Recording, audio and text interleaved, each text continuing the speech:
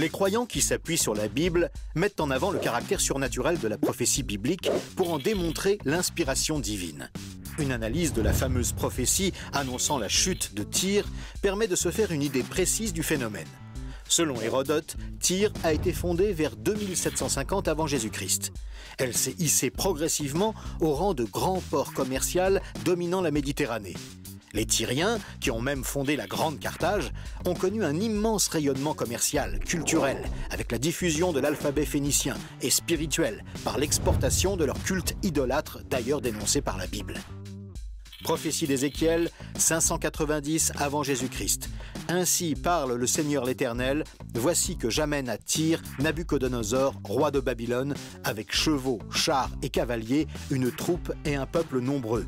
Tes filles qui sont dans la campagne, il les tuera par l'épée. Il démolira tes tours avec ses machines, il tuera ton peuple par l'épée, il jettera à terre tes stèles colossales. On prendra tes richesses comme butin, on abattra tes remparts, on démolira tes maisons luxueuses, on jettera au milieu des eaux tes pierres, ton bois et ta poussière. Je ferai de toi un rocher nu et tu ne seras plus rebâti. À son époque, Nabuchodonosor, roi de Babylone, est en conflit avec l'Égypte, qu'il combat en Syrie et en Israël. Même si personne ne peut prédire l'issue d'une guerre, l'attaque de Tyr par le roi de Babylone pouvait paraître plausible et être annoncée par Ézéchiel. Mais ce qui est beaucoup plus incompréhensible, c'est la seconde partie de la prophétie qui mentionne que la ville devait être totalement détruite, rasée et jetée à la mer. Raser une ville demande beaucoup d'efforts et n'a aucun intérêt stratégique. Quant à la jeter à la mer, c'est totalement farfelu. En fait, Nabuchodonosor a dû assiéger la ville pendant 13 années interminables jusqu'à sa capitulation en 572 avant Jésus-Christ. Cependant, même soumise, la ville continua son activité et le port sur l'île continua à prospérer comme auparavant. 2 siècles et demi plus tard, la face du monde a changé. La puissance babylonienne a dû plier devant la force irrésistible des armées perses, vaincues elles-mêmes plus tard par l'envahisseur grec. Son général, Alexandre le Grand, sait que s'il veut conquérir l'Égypte, il lui faut d'abord anéantir Tyr et son double port insulaire qui abrite alors le gros de la flotte perse. Mais il comprend vite que l'île est imprenable. Les Tyriens lui envoient des bateaux enflammés, le bombardent du haut des murailles, attaquent ses bateaux de nuit. Et de plus, l'île est protégée par des hauts fonds. Alexandre a alors une idée incroyable. Puisqu'il a soumis la ville côtière, il ordonne à son armée d'en abattre tous les bâtiments et d'en jeter toutes les ruines à la mer pour former une digue. Son idée est de créer une route dans l'eau jusqu'à l'île située à 800 mètres de la côte. C'est un chantier quasi impossible. La nuit, les plongeurs tyriens viennent détruire ce qu'ils ont construit le jour. Plus ils progressent vers l'île, plus le courant est fort et anéantit leur travail. Il faut des tonnes et des tonnes de gravats charriés par des milliers de soldats. Après 7 mois d'un travail éreintant, en août 332 avant Jésus-Christ, la digue permet enfin à l'armée d'atteindre l'île. La bataille est terrible. Diodore de Sicile rapporte qu'on dénombra 7000 morts, 13 000 prisonniers et que les femmes et les enfants furent vendus comme esclaves. L'incroyable prophétie faite il y a 240 ans venait de se réaliser à la lettre. La ville avait été abattue, rasée et jetée à la mer.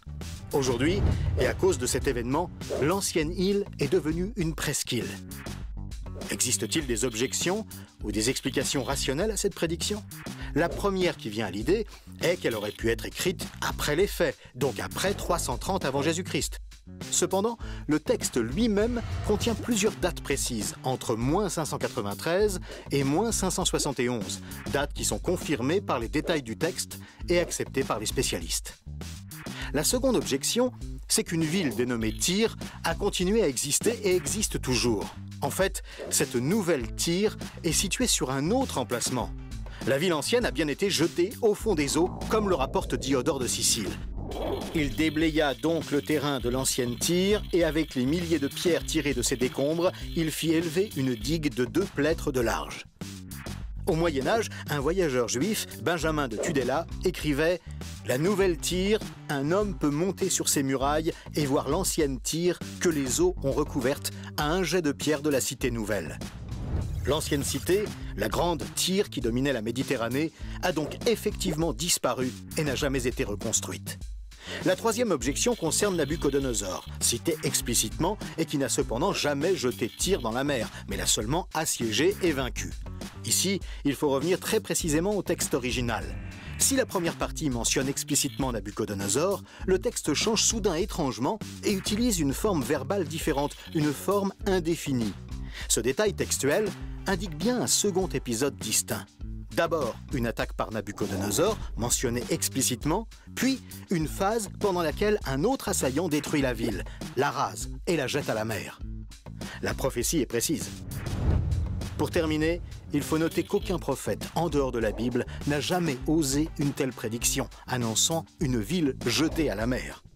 Ézéchiel n'a donc pas annoncé une banalité, mais un événement exceptionnel. Et surtout, un événement qui s'est réellement produit. La seule explication satisfaisante est à l'évidence l'inspiration divine du prophète. Bien sûr, il aurait pu à l'époque se contenter d'en parler autour de lui.